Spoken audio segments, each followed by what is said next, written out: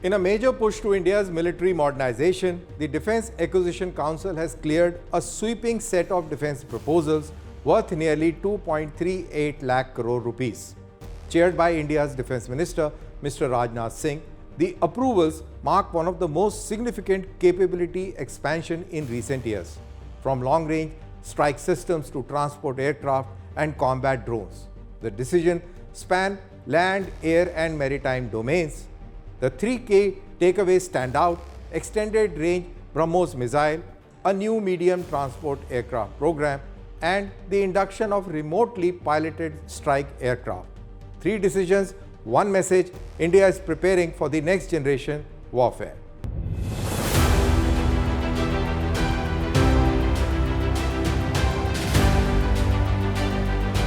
India already operates a diverse mix of legacy and modern military systems across its armed forces. For the Air Force, transport operations rely heavily on its aging platforms like the Antonov AN-32 and IL-76 aircrafts, both of which are now nearing obsolescence. In the air defense, the systems like the S-400 long-range surface-to-air missiles are being inducted to counter high-end aerial threats. The Su-30 MKI continues to serve as the backbone of India's fighter fleet, though engine overhauls are now required to extend its operational life. For strike capability, the BrahMos cruise missile, jointly developed with Russia, has been a cornerstone of precision warfare, though its earlier range was limited to around 290 kilometers due to international restrictions. On the ground, the Army operates artillery systems like the Dhanush gun, along with anti-tank munition and battlefield communication networks. But these require upgrades in range, reliability, and real-time coordination. At sea, the Coast Guard carries out patrol, reconnaissance and rescue missions, but needs faster and more versatile platforms for coastal operations. These existing systems form a strong base, but evolving threats demand greater range, speed, automation and integration. So what changes with this new round of approvals? What exactly is India adding to its arsenal? The Defence Acquisition Council has now approved a wide spectrum of new systems, targeting combat, surveillance, mobility and logistics.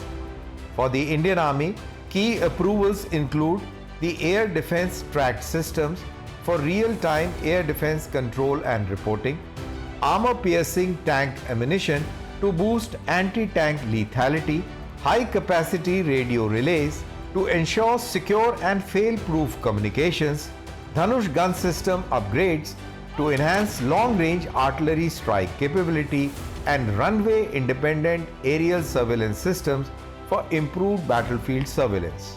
For the Indian Air Force, the focus is on both capability and sustainment. Medium transport aircraft to replace aging AN-32 and IL-76 fleets. Additional S-400 systems to strengthen long-range air defenses, remotely piloted strike aircraft to enable precision strikes and ISR missions, overhauling of Su-30 aero engines to extend fleet's life and operational readiness.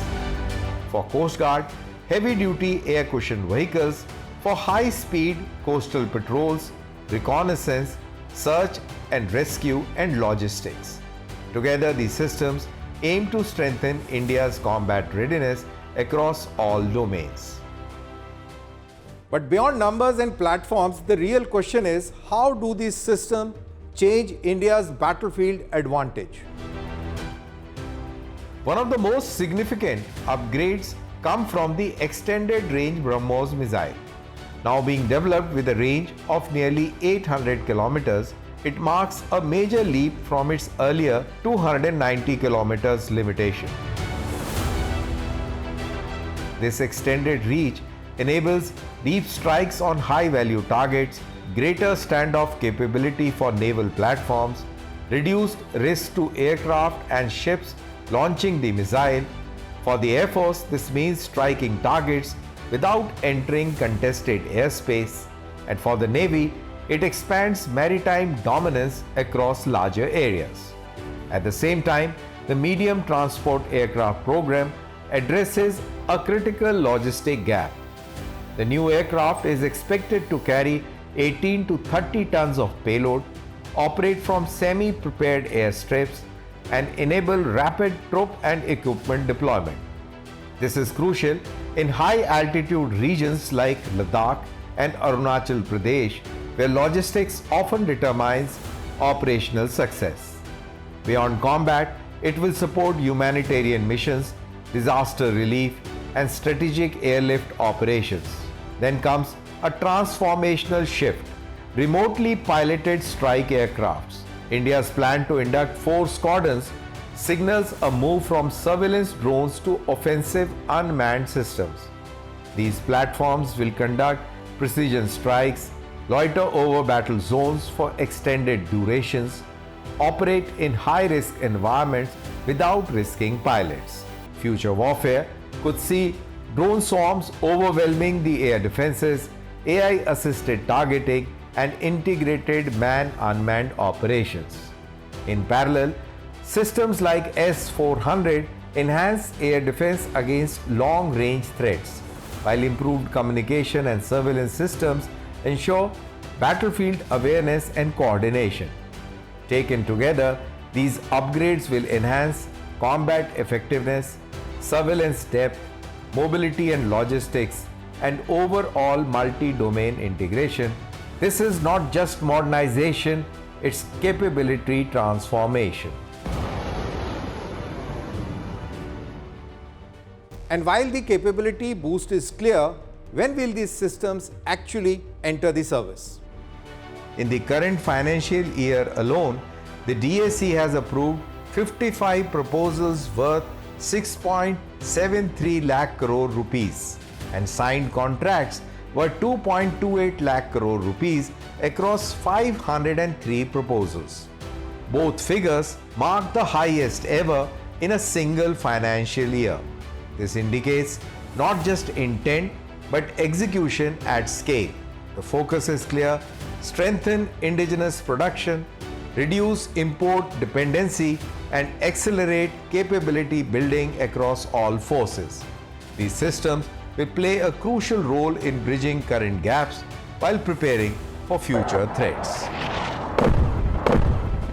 The 2.38 lakh crore rupees defense push marks a decisive step in India's military transformation, from longer-range strike weapons to next-generation transport aircraft and combat drones. The focus is on building a force that is faster, smarter, and more integrated. It reflects a shift from incremental upgrades to comprehensive capability building across domains, because modern warfare is no longer defined by just firepower, but it is defined by reach, mobility, intelligence, and speed. And with these decisions, India is preparing not just for today's challenges, but for the battlefields of tomorrow.